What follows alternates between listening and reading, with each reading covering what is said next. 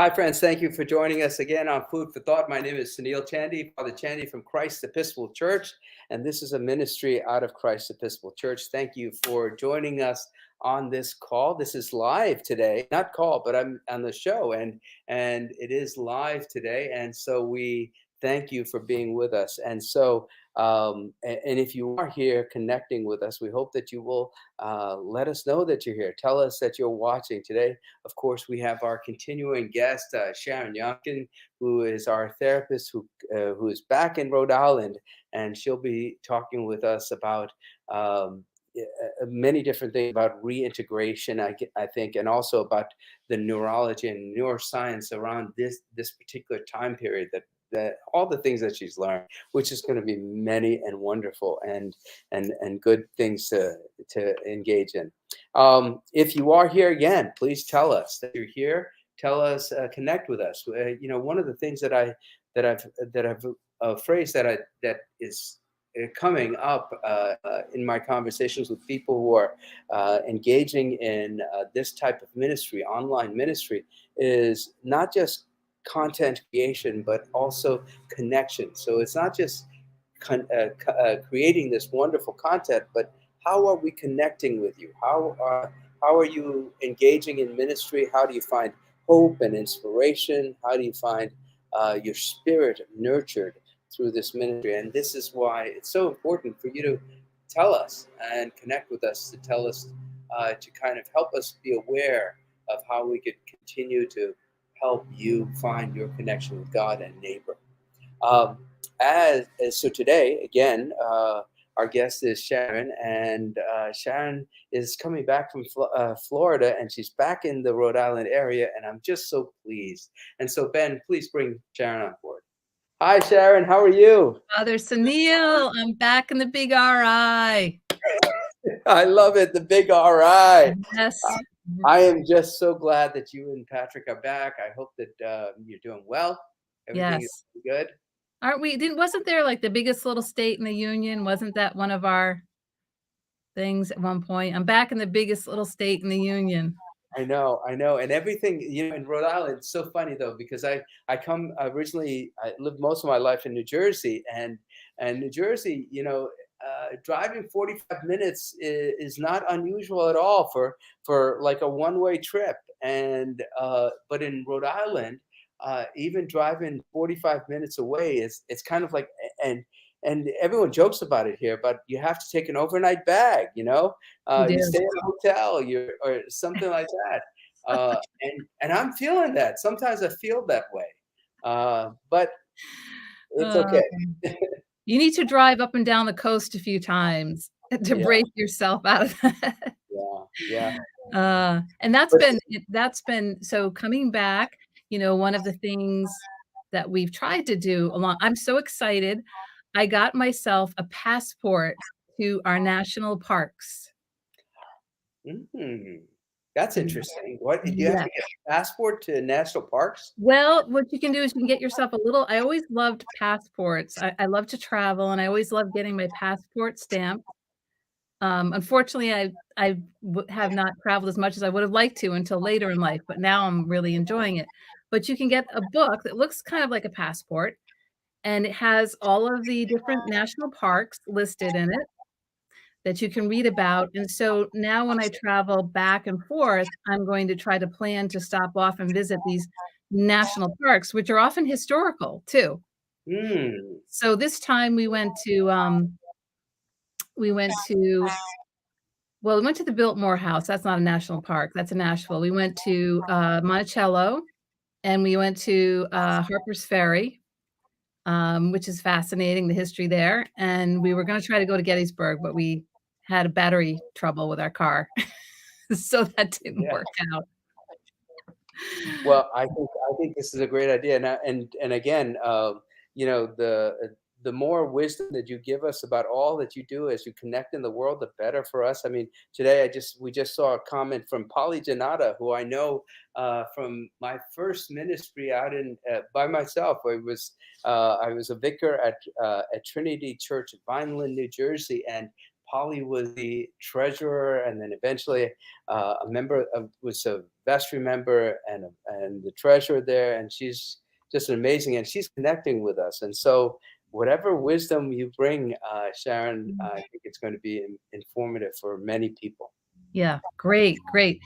Well, and I think that's part of it. You know, you and I have been talking about, yes, and your comment too about connecting. When I start a session with clients, I always have a set an agenda because I think it's important for them to think about what they want to work on and what they want to talk about. And so it is important for us to any feedback is appreciated. Any way that you can help us set the agenda because we're flexible, you know, we can research and talk about a lot of different things here. So I welcome any requests, any feedback. It's always helpful. I view it, you know, we're a team, and the more that we can be interactive and work as a team, the better. I think the more powerful something like this can be. So, Yeah. I definitely think so too, especially like this idea about, where there's a lot of people who create content out there, but how to make that content, um, uh, important for us and mhm, relevant to our experience, mhm, and the only way to do that is if we connect with people to see how it lands and see how where they are and it's the work of theology that we're doing as we engage in this connection. mhm. Right, right. So one of the things in terms of trying to connect with folks too, um, what you and I have been talking about different ways to cope during the pandemic. And I think one of those ways, you know, national parks, for instance, is a great way. It's outdoors. We have so much history out there. So there's a lot of the world to explore that can be informational, distracting, therapeutic, connecting with nature, connecting, learning. So, but I know the topic we were going to talk about specifically today. So, another exciting thing recently, oh, I guess it was about 2 or 3 weeks ago, I had the busiest week ever because during the day I was seeing my clients, and in the evenings I was attending a conference and online, and the conference was called Compassion in Therapy. Mm. And you would think that that would be a normal part of therapy, right? But, ideally, it is. But this was a fascinating conference. There were over, I think, about 25 presenters, um, talking about so many different fascinating topics that I will be bringing to our audience, over the next few months. But, you know, you and I are very interested in neuroscience. Yeah. So today we're gonna dedicate to neuroscience, but down the road, there were some interesting things on how we can learn from other cultures in terms of how to cope. Um, so there were I think also, you know, just as an aside, he was a Native American clinical psychologist, was talking about his community, and he mentioned that the word psychology, the definition is the study of the soul. Mm. Yeah, the psyche. Yeah. Right? And I think a lot of times we kind of forget that piece. You know, we can learn techniques and we can learn skills and we can learn all these things. There's also very much a soul kind of component to emotional well-being. So what I think is happening, which is so fascinating, I think, is that a lot of these ancient practices like meditation and compassion, we now are showing the effectiveness of these things with neuroscience. And 20 years ago, to be honest, if I had come across self-compassion, mindful self-compassion, I don't know that I would have been so gung ho to share it with clients. But now we've been researching it. We have over 1,000 studies on self-compassion. We have neuroscience, brain scans, and now there's a lot of evidence to support these ancient practices and how they're beneficial for our emotional well-being. So, on that note, one of the presenters, Richard Davidson, he is sort of, one of the original pioneers for neuroscience and compassion, and he talked about it was an interesting concept for me as a therapist, and I think this ties into what some of us may be experiencing in terms of the news and seeing everything online and about world events, about the pandemic. But he talked about the idea of empathy versus compassion. Mm. And have you heard of the term compassion fatigue? Yes, I've heard of that, but I'm not sure what does that mean exactly. I mean, tell me. Yeah, essentially, in my profession, the term compassion fatigue is basically when people become burned out because they are just when you think about it, someone like myself, I'm in the business of suffering.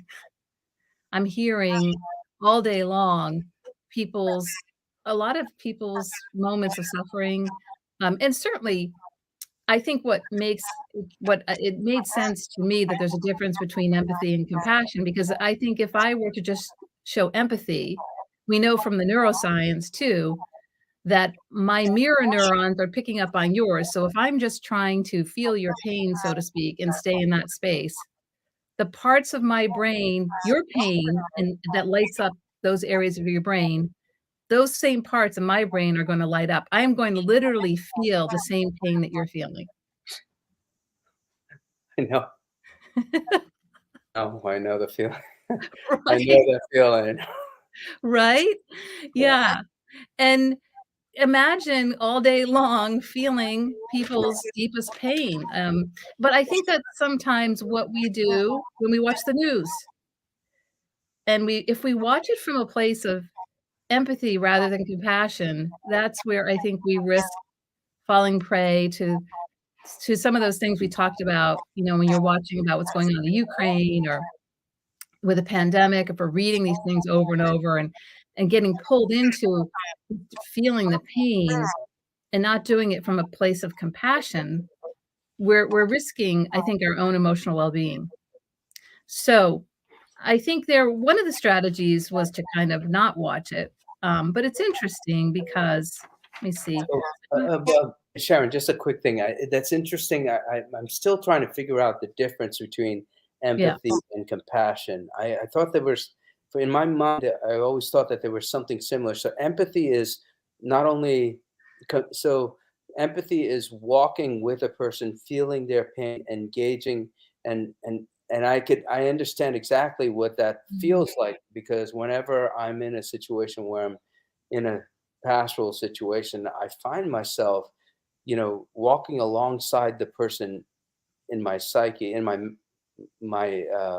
mind, and trying to understanding them so much that I almost walk in the same shoe as they do, and it's so hard because all of a sudden I sometimes the anger comes up, the grief comes up, the pain, all I feel all of that. Yeah, Uh, so what's that? It's different than compassion, right. which is kind of almost like as if you're looking from outside in and Yeah. understanding the feeling. Well, so here what how Dr. Davidson defines it. Empathy is the experiencing the emotions of another person. And when we do that, it activates a network in our brain that's very similar to the network of pain itself, as I was just saying. But compassion is totally different. It's when we're listening with the intention of trying to help to relieve the suffering, and we're meditating on compassion. When we are meditating on compassion, like for sometimes it may be a meditative kind of internal thing, like compassion for me, compassion for you, as you're listening. When we are approaching a situation, we actually are activating a part of the brain that's connected to movement as well as empathy. Empathy itself, there's no movement, there's no action, it's just sort of sitting in the pain. Compassion, we're preparing ourselves to act to help to alleviate suffering. Mhm. It's interesting. So like empathy is like, all right. So for me, of what it kind of feels like, but it's like you're watching a movie, right? A comedy, say a slapstick comedy, and then all of a sudden, a guy, um, you know, falls on a log, and then all of a sudden you feel the pain of him falling on the log almost, Yeah. right? And so that's kind of like an empathetic. You feel that pain almost. Mhm. Right. Uh, you understand it, you feel it, you could, and but then compassion is you understand the feeling of the pain, but there's also a part of you that wants to knows is almost prescriptive to help them, Yeah. right? So Right. it's not just one lingering in the midst of it, but also Yes. looking at ways almost to differentiate objectivity outside of them that experience to see what is it that you could do to help. Right. Okay, all Yes. right, all right, that makes Yes. sense. Yes, it's connected to the action component. Um, and these differences in how we approach something activate a different network in our brain, and so we don't I think when we're just being empathetic, we can kind of feel helpless, Yeah, right? And versus when we're being compassionate, we're feeling empathy, certainly, we're validating, we're doing the deep listening, and we're also looking for it might even be, saying a prayer for the person as you're listening or as you're being empathic, and also being aware of yourself too, like, compassion for me, compassion for you, so having compassion for both folks as you're engaged in this moment. Um, so he when they, when Dr. Davidson scanned the brains of contemplatives who'd done meditation for many years, he scanned and he found different areas of the brain would light up depending on whether or not they were showing empathy versus whether or not they were practicing compassion. So in with meditation, there are very specific exercises that folks do exercise when they are practicing compassion. Very similar to prayer, really. It's a form of a prayer in some ways, praying for yourself, praying for the other, hoping for a relief of pain and suffering. So an interesting study, Dr. Davidson found that you can see changes very quickly when people practice compassion. He did a randomized study just by practicing compassion, which would be similar to, I think, again, saying certain prayers or mantras, if you will, 30 minutes a day. After 2 weeks, they found changes in the brain where when folks were practicing this type of compassionate kind of prayer or thinking, that they were connecting to a circuit in the brain that was connected to more positive emotion. So, and this is important in terms of, again, that more positive emotion and also an area of the brain that's connected to motivated action. Um, and okay. So, and then he talked about 4 key pillars. I thought this is interesting for wellness, and I agree with this. 4 key pillars. One is first awareness. We have to have awareness. You and I have been talking a lot about being mindful, being aware of what we're thinking, we're feeling, what's going on internally, externally. The second is connection. This was a big theme throughout the whole conference, and it overlaps, I think, a lot with what you and I have talked about, but connection to healthy social relationships. Um, we need them. We need now more than ever, and I think that's something that we've in this culture, we've become very individualistic, and that's one of the things we can learn from other cultures that I'll talk about more in depth and, next time we talk. But we really have suffer from disconnection, and the power of the group and the power of social connection cannot be understated. So important.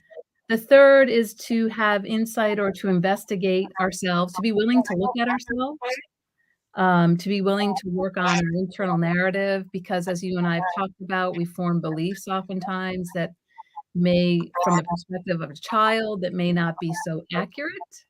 A lot of our beliefs were formed earlier in life, and as a child, we don't have the full perspective of life. We're not able to see things as clearly as when we're an adult. It's very important to take a step back and look at our beliefs that are guiding us and whether or not we wanna continue to hold on to those beliefs. And then the fourth piece is purpose. What was that again? Purpose. Purpose, that's right. Yeah, okay, Yeah. great. Meaning, and we've talked a lot about meaning too. So, awareness, social relationships and connection, being willing to look at yourself with insight and, finding a sense of purpose. So, Yeah, no. I think that's really interesting, and all of this is how you handle empathy versus compassion. yes, it's tied to, and in terms of brain health and when we look at the practices that we exercise, what is going to result in emotional well-being and terms of what he's studied, what Dr. Davidson has studied in terms of neuroscience. What lights up the neural networks in our brain that are connected to emotional well-being. Mm. Having awareness, having social connections, having a sense of purpose, being willing to take we are advanced in that we have the capability to take a step back and look at our beliefs, and we don't have to be held prisoner of them. Oftentimes, people are afraid to look inside. They're afraid to question. They're afraid to have that kind of awareness, and at first, it's a little bit painful, but I think when you push through, without a doubt, you end up discovering things that you wouldn't have discovered that are really helpful and a key part of your healing. It's interesting, at the very beginning, you talked about compassion fatigue, Yes. and I'm wondering if it's and I'm not sure what the exact definition of compassion fatigue might be, but it sounds more like, the idea of, that empathy fatigue. Yes, that's exactly what Dr. Davidson said. You took the words right out of my mouth. Dr. Right. Davidson said, "It's really should be called empathy fatigue. Yeah, yeah, It's not compassion fatigue." yeah, because Compassion is not just stewing in someone's suffering. yeah, Yeah. it's interesting because I'll tell you, uh, wow, you always bring some insight for me. It's so wonderful, because I know that at times that when I'm in that situation where I'm walking with somebody, and it's there's ways I could I could handle it. I notice about myself, and I'm learning to be more aware of it. Is that one, I become like sometimes the person who has all the answers, right? And that hasn't always been helpful to me. Mhm. Like, I know what's right for you, right? Right, And I totally get that.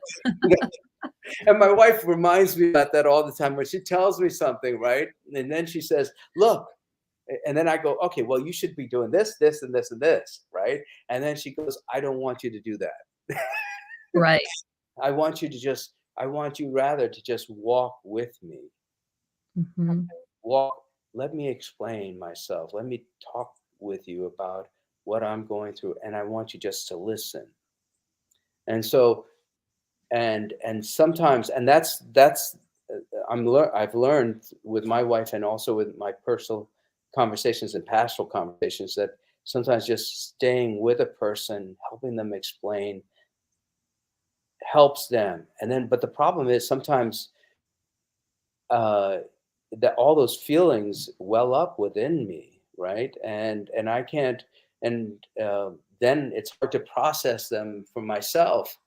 Mm. Uh, and you're right. Every time, what we I noticed this now that you mentioned it, when we end up in prayer at the end of at the end of the session, I pretty much articulate what the feelings are of the conversation that we were engaging, and then I offer it up to God to help us make sense out of it. Mm. And there's always a relief after that for Mm. me. And I think for the people that I pray with, that we pray together, I think sometimes people don't know how to articulate some of those emotions. And then when they see that someone else gets it or sees or understands at least a part of it, it in itself, that could be therapeutic, I would imagine. Yeah, I mean, to me, that's action, right? Validation is action. Yeah. Deep listening, deep listening and validating and reflecting back, that's action. You're not just sitting there just taking it in and just feeling kind of hopeless with the person. You know, Yeah. you're listening. You have to absolutely do the deep listening first. Absolutely. But I think a lot of times good work is doing a lot of deep listening and then, reflecting back, and then when you do that, I think it helps to shift a person toward doing problem solving frequently, and then they start to come up with solutions on their own or, or then you get 'em or then you're involved in kind of, like, helping them brainstorm and, now sometimes it's a matter of just accepting reality as it is. There's not really any problem solving to be done, and that's tough, and I think that but however, there is still something you can do internally is like in your case, externally too, as a minister, you can actually offer prayer, which is an action, right, of helping to attempt to, uh, alleviate suffering or help the person accept things, that in a spiritual kind of way. Yeah. And sometimes it also reframes the event. I mean, I was talking to a young student the other day, and and and she was going through this real struggle with her, you know, doing for her exams and everything, and she's a little bit of a on the teenage side, right? And so there's kind of like this black and white type of situation where you know you she didn't do well on a quiz, and then all of a sudden she thinks that she's ruined the rest of her life. She can't make it into the program that she wants to, and then she can't have the dream. There's no nuance. It's always black and white. And so when we so in that conversation, we ended up in prayer with the idea is let her, let her know that, oh God, that life is filled with choices, and something along those lines where there's complexity, and that one quiz doesn't mean the end of her dreams, you know? Right. Yeah. I love that example that you're choosing because as you know, repeatedly, we've talked so much about the young people and with the pandemic and how they really need they need us right now to be supporting, and that's the whole social connection that I was just talking about and the whole group focus and that, they don't tend to have the long-term perspective that we have, that life has a lot of different paths, that life has suffering, but you get through it, and and it's like how to navigate it, and, I just love the fact that you were there for her too, Yeah. and your No. compassion to help her, you know, to help her feel heard and listened to, and also to possibly see another perspective.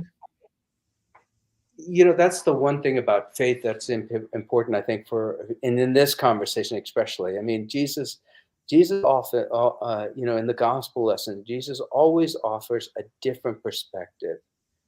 And it might be just a little bit skewed, but some way to see the event that's in front of them, the event that has just happened, or the one that they just experienced. Just kind of look at it from a different perspective, and that might be all that's necessary for people to move forward through it. Well, You when you know? think about it, that's very compassionate. I mean, he didn't just sort of sit there and say, "Oh, no, all is lost," right? It's hopeless. It's hopeless, right? You know? That would be empathy, like, "Yes," "all is hopeless," Woe right? is me! Woe is me! Oh, I can't believe that God did this to you. Yeah, right? "I can't believe it, you're right. Oh, it's awful, it's terrible," Yeah, I yeah, mean, I think in his way, he was very, because he often would use I think my impression is, laying on of the hands, right? yeah, Um, so there's the compassion, right? That's an action, like Mother Teresa yeah, shows holding people's hands, and in terms of neuroscience, soothing touch like that can release oxytocin in our brain and help us to relax, but she a lot of her compassion, she would be there listening and attentive and also offering compassion. Yeah. So it's interesting. Let's go back, if it's okay, just to dive into some of the neurochemistry. So in the act of compassion, there is this hormone, oxytocin, that's released, right? I would imagine. Yes. Oxytocin is the hormone of connection. There's also serotonin, I would think, right? Serotonin is I'm not sure for yeah, I'm thinking probably there is, but yeah, serotonin is typically that feel good chemical that yeah, people are, sometimes low in if they're struggling with depression. yeah. And so, so compassion, in that this definition that Richard Davidson gave us, is this idea about empathy plus action, right? Yes, yes. Empathy and empathy plus action, Mhm, and the action, it helps to connect us to one another, to help us mhm. know that we're not alone, we're not in the struggle by ourselves. I would think. Right. That can be part of it, yes, when we're doing, active I think it's also the point too of it's important when you're giving compassion to also think of compassion for yourself too. Yeah, So, sometimes it might be internal, it might be I'm not going to say during a middle of a session with a client, "Compassion for me, compassion for you," I'm not going to say that out loud. Um, I might be saying it internally, I might be giving myself recognizing that in that moment, I need to stay in a relaxed part of my brain. I can't go to the fight or flight part of my brain because that's not gonna help my client. I have to stay in the part of my brain it's interesting, one of the other things I don't think we'll have time to talk about it today, we'll have to save it for another, but I wanted to talk about the polyvagal theory because that's connected to this too, in terms of when we are in our fight or flight place or we're in our freeze place, sometimes people freeze or shut down, or when we are in what's called our ventral vagal system part of our brain, our nervous system, which is about social engagement. And that social engagement part is that same as the compassion, self-compassion, that's the part where we are going to be, relaxed and attentive, and it's more sort of, one of the examples in what I read was if you think of, for instance, a dog, when the dogs are very playful versus when they are attacking or anxious or afraid. There's a difference in terms of what part of the nervous system you're activating. But yes, anyway, yeah. So yeah, the polyvagal theory is another thing, but yeah. yeah. And so, I mean, I think I remember some of this, and I'm hoping that we do have a session on this. That'll be really interesting.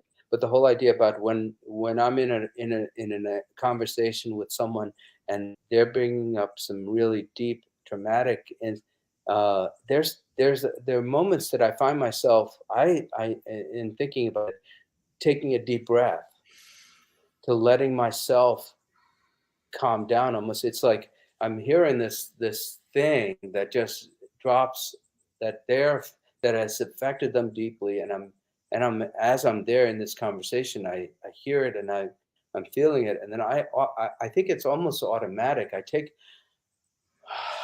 a deep breath, almost just to kind of, Yeah. calm myself down. I love that. One of the things that, uh, um, Deb Dana, who gave the talk about the polyvagal theory, talks about is that we have the nervous system that regulates our internal functioning, like heart rate, lungs, digestion. We have nervous system that regulates the outside part, how we perceive the world through our senses. And then a third part is, our nervous systems are interacting with each other. My nervous system interacts with your nervous system without us even being aware of it, which I thought was fascinating. And so that's where the term co-regulation comes into play, that you can actually help someone else regulate by you regulating your nervous system. Hmm. Yeah, I mean, and that's almost interesting. Compare, contributes to that conversation about mirror neurons and modeling one another. That's interesting. Wow. Yeah. That's a whole I mean, we could unpack that. That's a really interesting one because there are certain, techniques and, that she shared that I'd love to share with everyone about how can you how can you use that information about your nervous system to help regulate she essentially was her one of her overarching points is that it starts with physiology, that you should first ask, "Where am I with my nervous system?" and look to regulate that because if you're not regulated, it can shape how you view the whole world. You know, you see it through the lens of fight or flight versus through the lens of your ventral, nervous system that's, regulated. Yeah. It's a lot of material. This is beautiful, Yeah. Sharon. Um, no, this is insightful for me, especially. I know that all of us are going through, where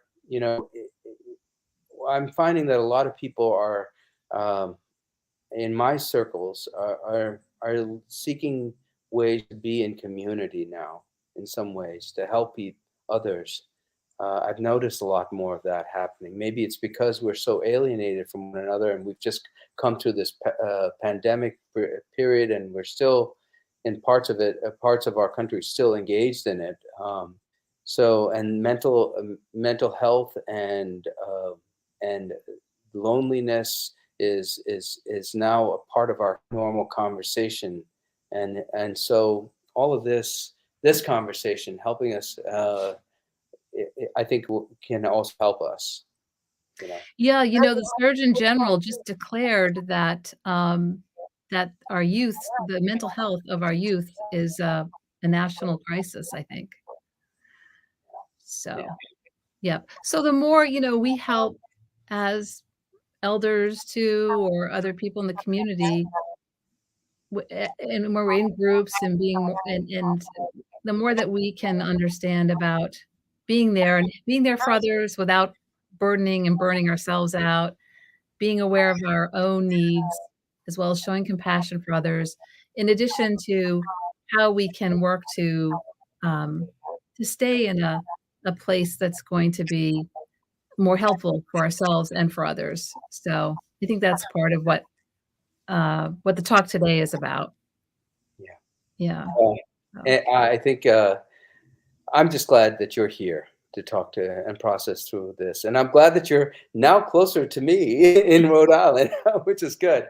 And I'm uh, looking forward to seeing you and Patrick in person again, Sharon. It's going to be lovely. yes. Well, we'll look forward to that. Hopefully, maybe we can meet up on the pickleball court. Yes, yes, definitely, definitely. I've been hearing more and more about pickleboard from you and others as well. So it's going to Mhm. be good. Yes. All right. Thanks, Sharon, and God bless you. Thank you for this information. Yes. Thank you. All right. Folks, another wonderful conversation, and I hope that you enjoyed it and found that insightful. And and if you do, please let us know. Let us know, and if there's more information that you'd like to have, let us know about that too. As is our tradition, let's end our time with a prayer. This is a prayer that we're going to resurrect again. It's from one that's written by Bishop Thomas Brown of Maine. The Lord be with you. Let us pray. Jesus Christ, you traveled to towns and villages, curing every disease and illness. At your command, the sick were made well. Come to our aid now. In the midst of the global spread of the coronavirus, heal those who are sick with the virus. May they regain their strength and health through quality medical care. Heal us from our fear, which prevents nations from working together and neighbors from helping one another. Be present with those in authority who are making hard decisions. Support the medical professionals, emergency responders, counselors, and caregivers. We ask this all in your name, Jesus. Amen. Join with me in the Lord's Prayer. Our Father, who art in heaven, hallowed be thy name. Thy kingdom come, thy will be done, on earth as it is in heaven. Give us this day our daily bread. Forgive us our trespasses, as we forgive those who trespass against us. And lead us not into temptation, but deliver us from evil. For thine is the kingdom, and the power, and the glory, forever and ever. Amen. Friends, go in peace to love and serve God. Spread the light of Christ and the light of hope and joy to the world around you. Be empathetic, but also be compassionate to the people that you serve, but also to yourself. And find a way to not burn down in this time. God bless you all.